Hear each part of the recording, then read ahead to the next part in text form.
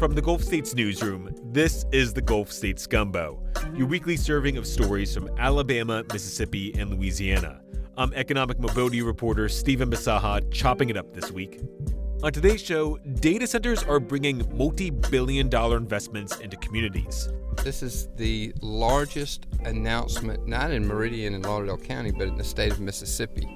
Largest announcement ever? Ever. But these investments come with few permanent jobs.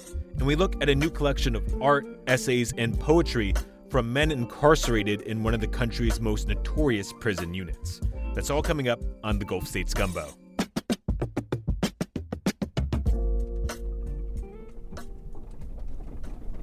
I was recently on a driving tour on the far east side of Meridian, Mississippi.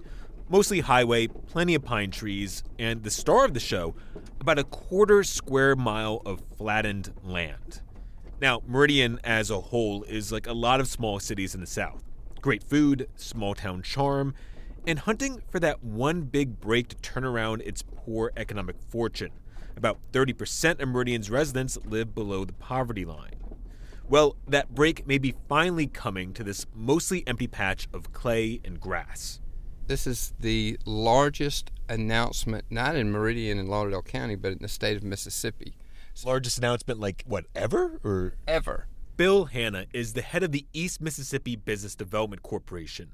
And that announcement was for a $10 billion investment from Compass Data Centers to build 8 data centers in Meridian. All this stretch of land is about 300 acres, and it's going to be a data center campus. Imagine those server racks you might see in the back of an office, but scaled up to factory size. That's pretty much a data center. These centers are the backbone behind AI, and tech companies have pledged hundreds of billions of dollars to build them across the country, including in the South.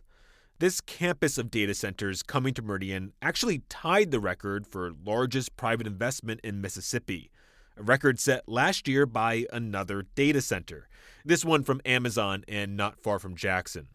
Both Mississippi and Louisiana have some of the smallest tech industries in the country. So these data centers look like they could finally give Mississippi a huge tech boost. That's not tech. That's support. Okay. Bill Rayburn's a Mississippi native and started several multi-million-dollar financial tech companies in Mississippi. And as you might be able to tell, he's a data center skeptic. I mean, everybody wants to make this big deal about the data centers and that sort of thing. That's great. Those are not software jobs. Rayburn's point is that these data centers just don't hire many people. They mostly run themselves. Better to get a software company that's going to need a lot more employees, and where a lot of the big money in tech is at. Now, he does think the centers will bring in some good money for Meridian. It's great they've got it. It's great Meridian's got it, and that's all fantastic. But it's not like a software company. All right? It's just not. The other thing to remember about data centers is that they also come with their own costs. Their numbers of employees are small, but they do eat a lot of your power. Tommy Battle is the mayor of Huntsville, Alabama.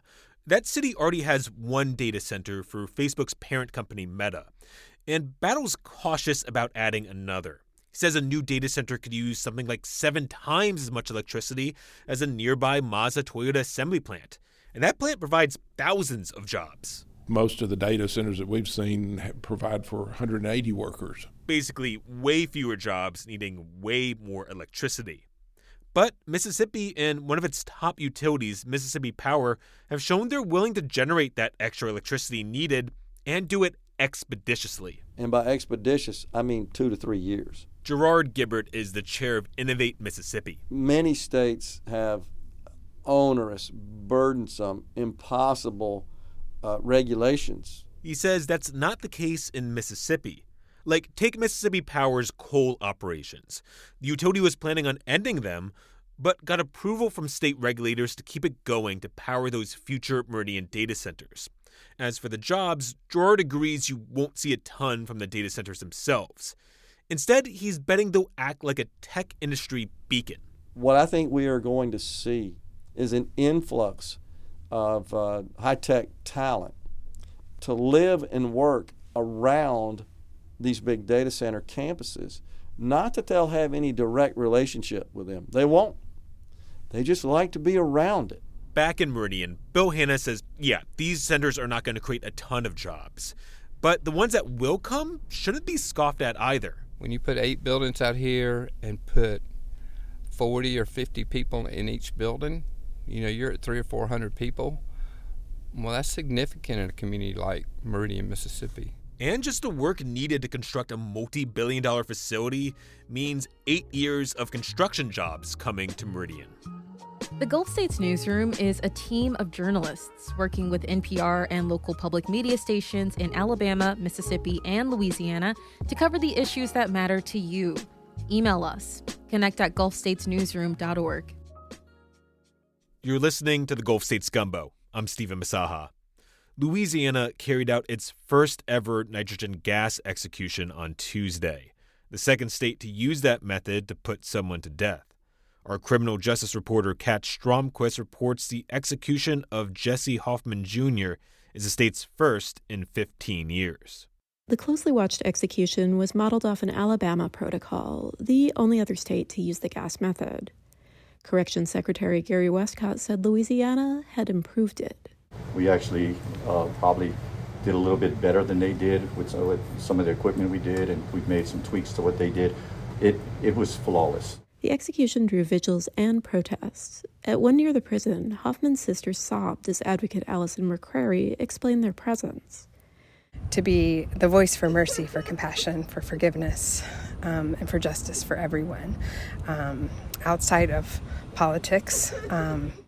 Louisiana officials say the gas method will help them carry out more death sentences.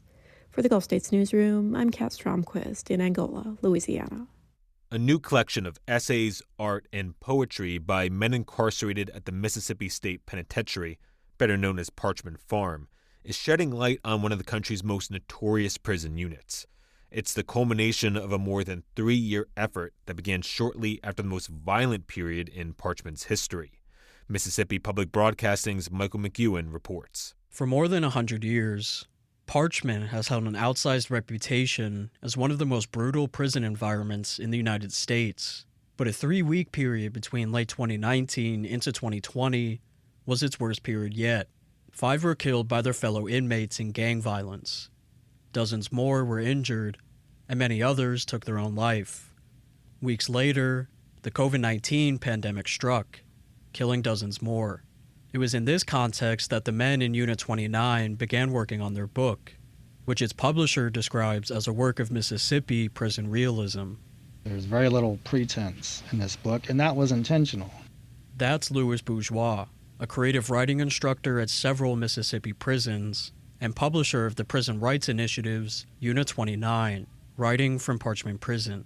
It's not meant to make a person feel good when they read it, right? You're trying to see but also feel what's actually occurring in this particular situation. But woven throughout the more than 200-page book is testimony that paints a surreal and even existential picture of life for those incarcerated in the near-mythic Unit 29. As one of my students put it, in this unit, anything can happen at any time, good or bad. There's no continuity. Things are just kind of happening and coming at you at all times. Parchman was first conceived by the state government as a vast, highly profitable cotton operation that emphasized incarcerating black men. Now, the infamous Unit 29 is home to dozens with serious, lifetime sentences, as well as those on death row, and remains the primary farming unit for the state prison system. Many of the book's authors write of how the environment that has come to define Unit 29, one of rampant drug use, exposure to the elements, and wanton violence, makes it feel like living in a jungle. Hello. This is a prepaid debit call from RD, an inmate at the Mississippi State Penitentiary. That's Rufus McFadden, calling in from a payphone on the zone at Unit 29. He's an author of several essays in the book and is currently serving a life sentence for murder. Right now, what's going on is that we're having a crisis dealing with understaffed, and there's not enough security to watch anyone. There's no one here to govern us. McFadden is describing one of many systemic issues outlined in a 2022 Department of Justice report, which found that amid severe understaffing at Parchman, those incarcerated on Unit 29 are subject to an environment rife with weapons, drugs, gang activity, extortion, and violence. That same DOJ report found numerous violations of both 4th and 14th Amendment protections, including that in the heart of the Mississippi Delta, those in 29 don't even have air conditioning. Here's Rufus, reading from a section of one of his essays included in the book. I'll never forget the sound of wood smashing flesh and hitting bone. The officer had coerced 3 inmates to assault the guy seeking a legal assistance form. She sat back and watched while the inmate was almost beaten to death. I'll never forget the wicked smirk that was displayed upon her face. When Louis Bourgeois began working with the men in early 2021, he had to visit cell by cell because they were all on lockdown due to the violence. Without freedom to move, anyone on the zone had to yell to communicate. Smoke from endless fires and cigarettes filled the zone, and some threw feces they'd collected at others. And now what I wanted to achieve was no kind of censorship, really. This is an extreme situation. What now can this book purport to do but for society to receive a message that it needs to receive and then question what all this is about? For Rufus and the dozens of other men in Unit 29, scenes like that are a near-daily occurrence. But Bourgeois says allowing them to capture their quotidian and put it to paper is one of the few methods that men in 29 have to connect with the world outside Parchman's oppressive atmosphere, if only for a moment. To them, this was like a last chance or something to get an utterance heard. For some of these guys, it's everything. They put everything into it, and what more could you want from a student, from a writer? Rufus McFadden says he hopes readers come away with a better understanding of what daily life is like on the zone, both for the men as individuals and as a collective whole. Michael McEwen, MPB News.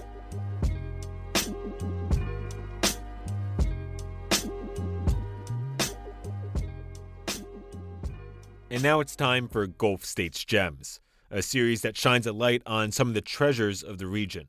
Here's Nashville writer Jared Sullivan with this week's gem from Oxford, Mississippi. You know, one of the real perks of living in the South is, of course, the food. I lived in New York for several years, and I got to tell you, I really, really missed the delicious home cooking from the South. So I was in Oxford, Mississippi recently for doing a book event. And I went to Ajax, I believe is how it's pronounced, right there on the square in Oxford, kind of around the corner from Square Books there. And I got a divine piece of meatloaf. I am somewhat of a meatloaf connoisseur. I feel like it is fast disappearing from menus across this country, much to my disappointment. But Ajax is still keeping they're carrying the torch. They're keeping the meatloaf torch alive. You can see pictures of Gulf States Gems from across the region on our Instagram. And we want to hear about a place you consider a gem. Could be a meat and three, a favorite clothing store, maybe just a place to enjoy the nice spring weather.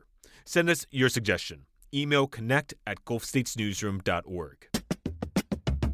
This week's show was hosted by me, Stephan Bisaha, and is cooked up by the Gulf States Newsroom team. Our theme music is by DJ Supreme. Special thanks to our partner stations WBHM, Mississippi Public Broadcasting, WWNO, and WRKF. You can find us in your podcast feeds every Friday. Look us up and be sure to subscribe. Thanks for listening, and don't forget to stir your root.